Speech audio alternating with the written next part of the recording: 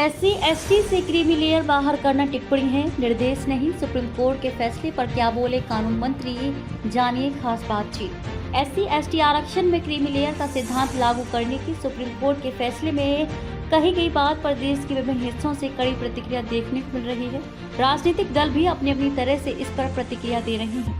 ऐसे में देश के कानून मंत्री अर्जुन राम मेघवाल ने स्थिति स्पष्ट करते हुए कहा कि SC/ST से क्रीमी लेयर बाहर करना सुप्रीम कोर्ट की टिप्पणी ऑब्जर्वेशन है, निर्देश नहीं। यानी कि सुप्रीम कोर्ट की ये बात फैसले में व्यक्त किया गया उसका विचार भर है, कोर्ट ने ऐसा करने का निर्देश नहीं दिया है। सुप्रीम कोर्ट का ऑब्जर्वेशन। बुधवार को खास बातचीत में अर्जुन राम मेघवाल ने कहा कि क्रीमी लेयर को बाहर करने की बात सुप्रीम कोर्ट का ऑब्जर्वेशन है, निर्देश और ऑब्जर्वेशन में फर्क होता है। ये समझना होगा कि सुप्रीम कोर्ट के समक्ष मामला क्या था जिस पर 7 न्यायाधीशों की पीठ ने फैसला लिया। वह कहते हैं कि पंजाब सरकार ने 2005 और 2006 में एक कानून बनाया जिसमें अनुसूचित जाति यानी कि SC के आरक्षण में 50% हिस्सा वाल्मीकि और मजहबी सिखों को देने की बात थी। हाईकोर्ट ने उस कानून को ये कहते हुए रद्द कर दिया था कि अनुच्छेद 341 उपवर्गीकरण की बात नहीं करता है, तो आप उसके विरुद्ध नहीं जा सकते।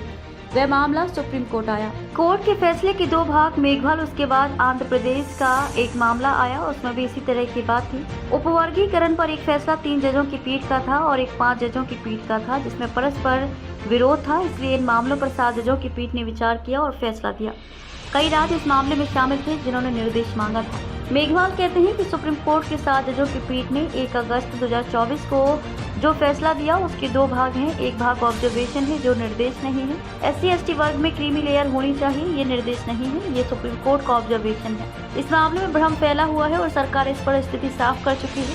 फैसले का दूसरा भाग निर्देश है, लेकिन वे निर्देश भी राज्यों को है। केंद्र को फैसले में कोई निर्देश नहीं दिया गया है और न ही केंद्र सरकार उस मामले में पक्षकार थी। दूसरा भाग मेघवाल ने कहा कि फैसले के दूसरे भाग में कोर्ट ने राज्यों को निर्देश दिया है कि अगर आप चाहें तो अनुसूचित जाति वर्ग में उपवर्गीकरण कर सकते हैं। ऐसा करना असंवैधानिक नहीं होगा, लेकिन उसकी 2 शर्तें हैं। पहली शर्त है कि उपवर्गीकरण से जिन जातियों को आरक्षण देना चाहते हैं उनका पर्याप्त प्रतिनिधित्व नहीं होने के आंकड़े एकत्र करने होंगे। बिना आंकड़े के ऐसे ही उपवर्गीकरण नहीं किया जा सकता। उन्होंने बताया कि दूसरी शर्त है कि अनुसूचित जाति में से जिस जाति को उपवर्गीकरण करके आरक्षण दिया जा रहा है वह आरक्षण 100% नहीं हो सकता, यानी कि जिस उपवर्ग को आरक्षण देना चाहते हैं उसे ही SC वर्ग का सारा आरक्षण नहीं दिया जा सकता।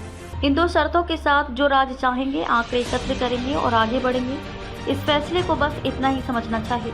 PM ने किया था स्पष्ट। उन्होंने कहा कि इस फैसले के बाद विपक्ष के साथियों और कांग्रेस के साथियों ने लोकसभा में प्रश्न पूछे थे, तब भी उन्होंने इसे स्पष्ट किया था। इसके अलावा भाजपा के SC/ST सांसद भी प्रधानमंत्री से मिले थे और उन्हें ज्ञापन सौंपा था कि इसे स्पष्ट किया जाए। उसी दिन 9 अगस्त को कैबिनेट की बैठक थी और प्रधानमंत्री ने उसमें स्पष्ट किया था कि SC/ST के मामले में क्रीमी लेयर लागू नहीं है। कानून मंत्री ने कहा कि ये बात स्पष्ट हो चुकी है, विपक्ष फेक नैरेटिव गढ़ता है तो वह सब कुछ कहेगा ही।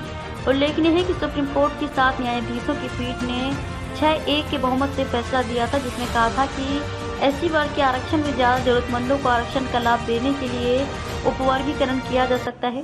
पीठ के 4 न्यायाधीशों ने अपने फैसले में SC/ST आरक्षण में क्रीमी लेयर का सिद्धांत लागू करने की बात भी कही थी। फैसले के बाद से SC/ST आरक्षण को लेकर राजनीति गर्म है।